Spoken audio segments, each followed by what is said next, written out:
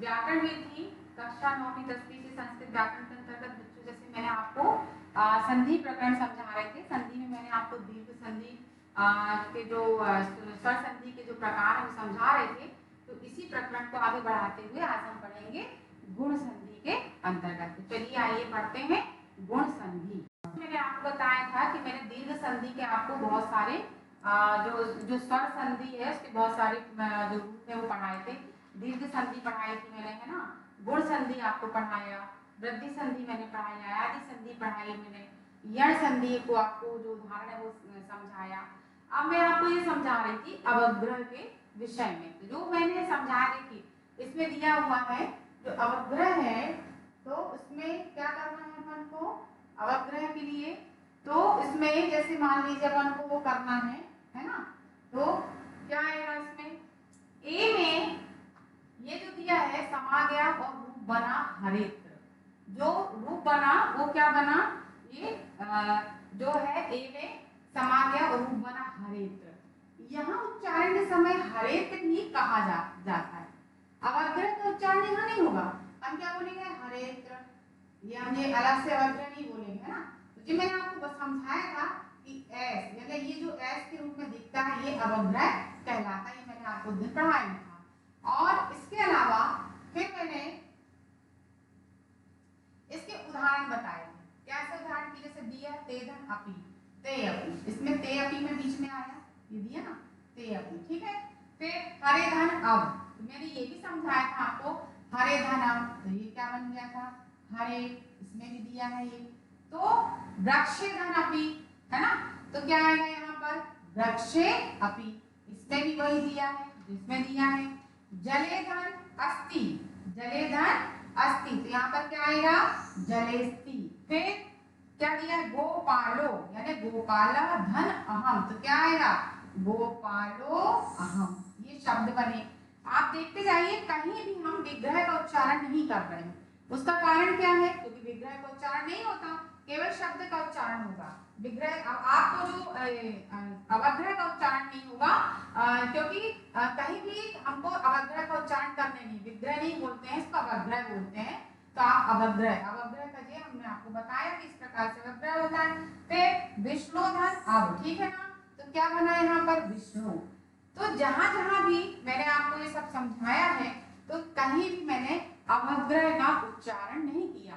आपको भी ऐसे नहीं बोल सकते हैं कि आप हरे अवग्रह ऐसे नहीं होता ना, हरे सीधा शब्द आया ते अपि, ठीक है। ये लिखा ते धन अपि, तो यहाँ भी हम उसका उच्चारण क्या करेंगे ते अपि, जबकि इसमें क्या लगा है, सब में देखिए आप लगा है ना, इसमें भी अवग्रह सब में लगा है, हरे में लगा है, वृक्षेपी में लगा है, जलेस्ती में लगा है ना, गोपालो में लगा है, विष्णु में लगा है।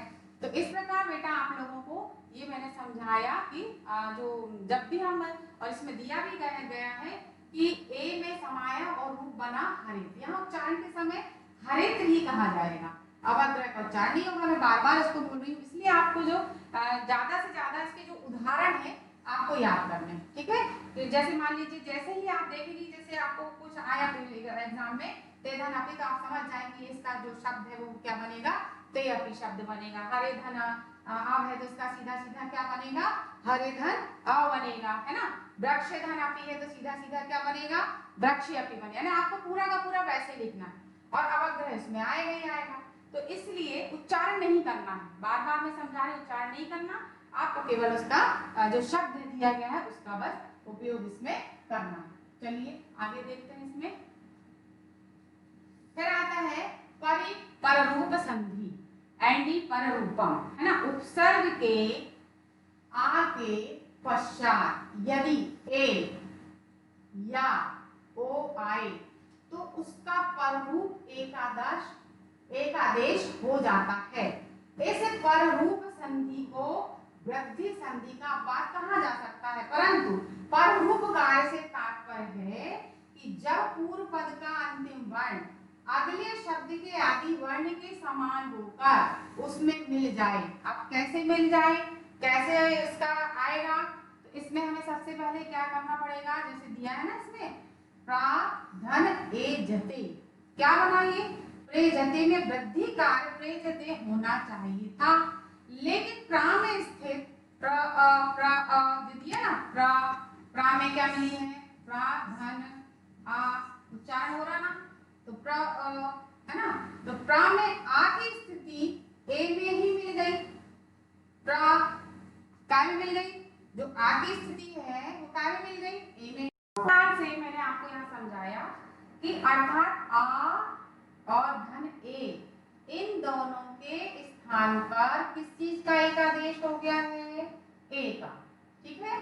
तो यहाँ पर जो आ है, आ की अपनी सत्ता नहीं बची, सत्ता नहीं बची, मतलब वो आ जो है ए में मिल गया, तो प्राधन एजते बराबर तेजते और उपधन उपधन ओषति तो उपोषति हुआ।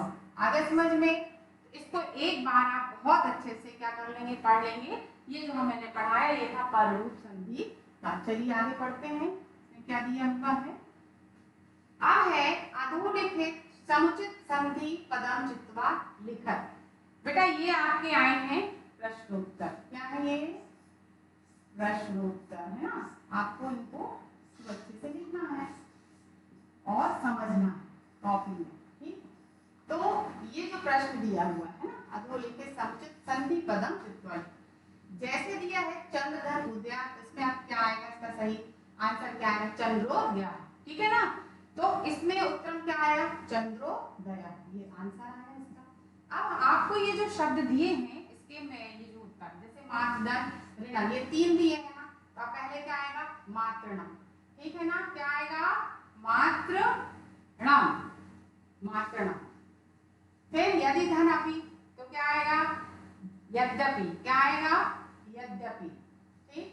फिर मत धन ऐक्यम, इस प्रकार से जो इसके आपको मत धन ऐक्यम, तो इसका देखिए क्या आएगा, मत ऐक्यम, ठीक है ना। फिर भानु धन उदया, तो क्या आएगा, भानु उदया, भानुदया, क्या आएगा, भानुदया, ठीक है ना। और इसमें क्या आएगा, मत ऐक्यम, ठीक है। फिर भौ धन उगव, तो क्या आएगा, भावुकः, है ना, ये जो शब्द दिया है भावुकः। फिर विष्णुधन ई, तो इसमें आप विष्णुधन ई में जो आएगा वो क्या आएगा, विष्णु। सर्वधन अत्र, क्या आएगा, सर्वत्र, क्या आएगा, देखिए इसमें भी अवध्यय लगा है। फिर गंगा धन एक, क्या आएगा, गंगे। तो इस प्रकार से आपको ये जो है इसके जो दिए गए हैं उदाहरण जो दिए गए हैं उसको आपको पूरा करना है। इस प्रकार से आपको जो आएगा गंगे, क्या आएगा यहाँ पर, गंगे, ठीक है ना। चलिए आगे पढ़ते हैं, इसके प्रश्नोत्तरों को देखते हैं आगे और क्या दिया है इसमें। अब है अधिलिखितेषु संधि विच्छेद रूपम पूरित्वा संधि नाम अपि लिखत, यानी आपको संधि विच्छेद करके और पूरा वो संधि करके उसका संधि का आपको नाम बताना है। तो यहाँ पर देखिए दिया है अन्वेषणाम अनुधन वेषणम, यानी कौन सी संधि है, यानी ये उदाहरण दिया है आपको, ठीक है। अब इसमें दिया है तथैव, तथैव के अंदर क्या है, तत्तावधान एक दिया है ना, तथैव तथैव तथैव का दिया है ना, तो क्या आएगा, तत्तावधान एक, ये आएगा वृद्धि संधि। नदी का दिया तो नदी धन एव, ठीक है ना, ये आएगा दीर्घ संधि।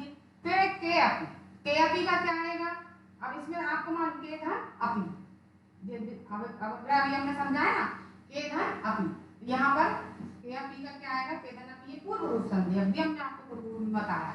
फिर अत्याचार है ना, अत्याचार का क्या आएगा, अति धन आचार, ये किस संधि के अंतर्गत आएगा, यह संधि के अंतर्गत। शेधन शयना, शेधन अना, कौन सी संधि आएगी, अयादि संधि, ठीक है ना, अयादि संधि के अंतर्गत आएगा इसमें ये अयादि संधि। फिर है इसके बाद यथाधन उचितम, तो क्या आएगा, यथाधन उचितम का ये दिया ना, यथोचितम, यहाँ पर आएगा उचितम, ठीक है। ये कौन सी संधि आएगी, कौन सी संधि आएगी, गुण संधि, कौन सी संधि आएगी, गुण संधि, क्योंकि योग की मात्रा इसमें दी हुई है। इस प्रकार से आपको इसको अपनी कॉपी में खूब अच्छे तरीके से क्या करना है, लिखना है और पढ़ना है। प्रश्न नंबर इसमें जो है दिया है तीसरा, यत्र प्रकृति भाव संधा अस्ति तत्पदम इति चिन्हे चिन्हीकृत, यत्र नास्ति तत्पदम इति चिन्हे चिन्हे कुरु। जो सही है उसको इसमें सही का मार्क करना है, जो गलत है उसको गलत का। तो पहले जो दिया है नदी, इसमें कौन सा आएगा, ये वाला गलत है। वृक्ष अपि में क्या आएगा, ये भी गलत है। मुनि एतव ये भी गलत है। तो मुनि एतव का क्या, मुनि एतव माने औ की मात्रा, तो ये क्या आएगा आम माने उसका सही, ठीक है। फिर साधु उपरि गच्छत, यानी साधु जो ऊपर उसमें दिया ना उपरि गच्छत, इसका क्या आएगा, इसका भी सही का निशान आएगा, ये दिया चिन्ह वगैरह। फिर सखी एषा, सखी एषा इस प्रकार से ये दिया है, जैसे मुनि इच्छा, मुनि की इच्छा इसका दिया है, तो ये इसका सही है।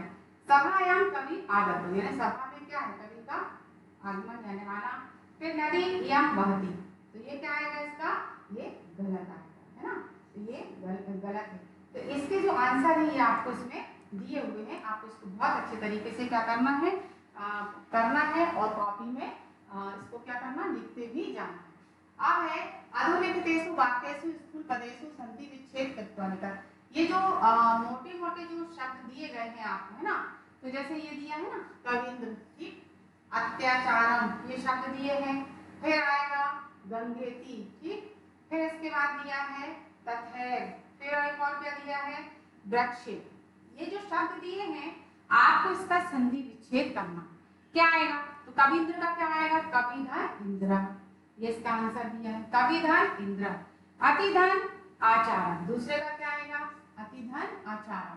फिर तीसरे का क्या है, गंगेति, तो गंगाधन, ये अतिधन आचार्य का, ये गंगाधन इति। फिर है तथैव, तथैव का क्या, तथाधन ए, ये इसका आएगा। फिर है इसके बाद वृक्षेपि, जिससे अवग्रह है, इसमें देखिए वृक्षेधन अपि। इस प्रकार से बच्चों आपको क्या करना है, इसको कॉपी में लिखना है और याद भी करते जाना है। तो इस प्रकार से आपको, इस प्रकार से जो मैंने आपको ये संधि समझाया, जिसमें हमने स्वर रूप के स्वर संधि के अंदर जितने भी उसके प्रकार हैं वो सारे बताए, इसके जो क्वेश्चन आंसर है उनको आपको ये जो है काफी में रजिस्टर में लिखना बेटा। और अगली क्लास में मैं व्यंजन संधि के विषय पढ़ाऊंगी आपको, और इसके बाद विसर्ग संधि। तो आप इसको बहुत अच्छे से, इसके उदाहरण जो है, इसके जो प्रश्न है वो आप बहुत अच्छे से, कि गुण में क्या है, वृद्धि में क्या है, दीर्घ संधि में क्या है, अयादि यण में क्या है ना, पररूप संधि क्या है, अवग्रह क्या होता है। तो इस प्रकार से जो शब्द दिए हुए हैं इनको बहुत अच्छे से कॉपी में याद करते जाना, लिखते भी जाना है, याद भी करना। ज्यादा से ज्यादा आप इसके उदाहरण और ये सब चीजें जो क्वेश्चन आंसर के रूप में आपको दी है, जैसे अभी जेई जो मैंने अभी आपको पढ़ाया, मान लो आ गया कविंद्र, अब इसमें लिखा ना संधि विच्छेदम, तो आपने कविंद्र का संधि विच्छेद किया, कविधन इंद्र, ऐसे आपको आना चाहिए। अत्याचार, अत्याचार क्या लिखा, अतिधन आचार। इस प्रकार से आपको पूछे जा सकते हैं कि दीर्घ संधि क्या है, गुण संधि क्या है। तो इसके उदाहरण ही आपको ज्यादा से ज्यादा एग्जाम में पूछे जा सकते हैं, इसलिए आप इसको कॉपी में लिखिए और बहुत अच्छे से याद करिए। धन्यवाद।